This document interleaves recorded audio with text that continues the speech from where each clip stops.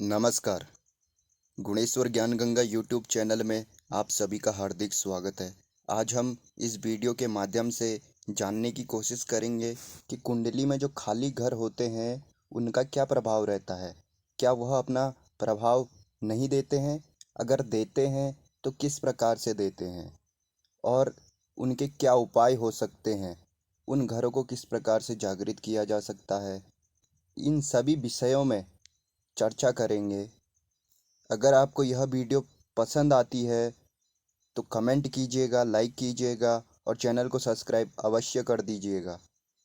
अब हम जानने की कोशिश करेंगे कि कुंडली में जो खाली घर होते हैं उनका क्या प्रभाव रहता है। आप सभी ने अवश्य ही कुंडली देखी होगी, लेकिन जिस व्यक्ति ने कभी भी कुंडली नहीं देखी है उस व्यक्ति के लिए हम बता देना चाहते हैं कि कुंडली कुछ इस प्रकार से दिखती है। यह चंद्र कुंडली के हिसाब से मत देखना इसे, यह लगन कुंडली ही है। यहाँ पर चंद्रदेव को भूल जाओ, यहाँ पर कुछ भी नहीं लिखा होता है। लगन यहाँ पर लॉ लिखा होगा या लगन लिखा होगा। तो ऐसी अवस्था होती है कुंडली की। जन्म कुंडली में 12 घर होते हैं, 12 राशियाँ होती हैं, 9 ग्रह होते हैं और 27 नक्षत्र होते हैं, तब एक कुंडली बनती है। और इसमें वह 9 ग्रह जैसी अवस्था में चल रहे होते हैं वैसी ही अवस्था में आपकी कुंडली में बैठ जाते हैं। जिस समय आपका जन्म हुआ हो उस समय ग्रहों की जो अवस्था होती है वही आपकी कुंडली की अवस्था बनती है। उसी हिसाब से आपकी कुंडली में ग्रह बैठे होते हैं। ऐसी स्थिति में हम देखेंगे जिस भाव में कोई भी ग्रह ना बैठा हो उस भाव के राशि स्वामी को, वो उस राशि स्वामी की स्थिति को, यदि आपके सुख भाव पर किसी भी ग्रह की दृष्टि नहीं है तो हमें इसके राशि को देखना होगा। यहाँ पर 7 नंबर लिखा है तो 7 नंबर से तुला राशि बनती है। तो तुला राशि के स्वामी है शुक्रदेव और शुक्रदेव मीन राशि में उच्च के होते हैं। यदि शुक्रदेव भाग्य भाव में बैठे हों आपके इस कुंडली में उच्च के होकर, तो ऐसी स्थिति में यह भाव सुप्त नहीं माना जाएगा। इस भाव का आपको प्रभाव अच्छा मिलेगा, क्योंकि ग्रह अपने भाव को जागृत कर लेता है उच्च होने की अवस्था में। उसके पास पूर्ण बल है, उसके पास पूर्ण बल होने के कारण वह अपने भाव को खराब नहीं होने देगा, आपको अच्छा प्रभाव देगा। या फिर आपकी कुंडली में ग्रह उच्च का नहीं है, वह ऐसी ही किसी सामान्य राशि में बैठा हुआ है और उस ग्रह पर शुभ ग्रहों की दृष्टि पड़ रही है, जैसे देवगुरु बृहस्पति की दृष्टि पड़ रही है या किसी अन्य ग्रह की दृष्टि पड़ रही है।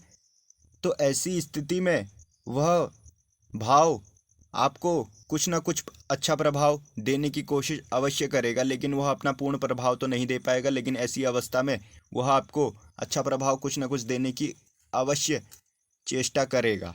4 ऐसे ग्रह हैं जिनके पास एक दृष्टि है। उनमें से सर्वप्रथम है सूर्यदेव, दूसरे हैं चंद्रदेव। इन दोनों ये राजा रानी हैं, इनके पास एक एक दृष्टि है। बुधदेव और शुक्रदेव के पास भी एक एक दृष्टि है। बाकी के 5 ग्रह इनके पास 3-3 दृष्टियां हैं। तो यह अपनी 3 दृष्टियों से देख सकते हैं। लेकिन जो 4 ग्रह हैं सूर्य, चंद्र, बुध, शुक्र, यह अपनी 7वीं दृष्टि से ही देख सकते हैं। जैसे लगन में बैठे हों तो अपनी 7म दृष्टि से ही देख पाएंगे। ऐसी स्थिति में वह भाव खाली नहीं माना जाएगा, उस भाव का आपको उस ग्रह के अनुसार पूर्ण फल मिलेगा। वह ग्रह आपकी कुंडली में जिस प्रकार से बैठा होगा उस प्रकार से आपको प्रभाव उस घर का मिलेगा। इसके बाद यदि उस घर पर किसी भी ग्रह की दृष्टि ना हो तो ऐसी स्थिति में उस घर को सुप्त मान लिया जाता है। कहा जाता है कि यह घर सोया हुआ है। ऐसी स्थिति में हमें जानना होगा कि हम किस प्रकार से उस घर का लाभ ले सकते हैं, उस घर से लाभ उठा सकते हैं। उस घर के सभी फल जो हों वो आपको किस प्रकार से मिल सकते हैं।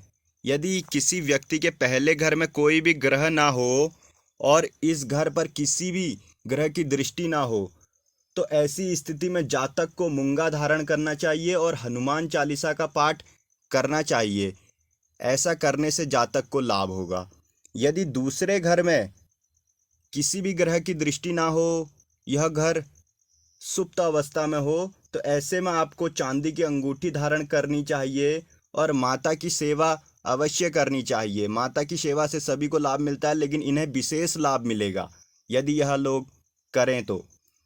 अब तीसरे घर में किसी भी ग्रह की दृष्टि ना हो, यह घर सुप्त हो, ऐसी अवस्था में माता दुर्गा की पूजा करनी चाहिए और गाय को बुधवार के दिन हरा चारा खिलाना चाहिए।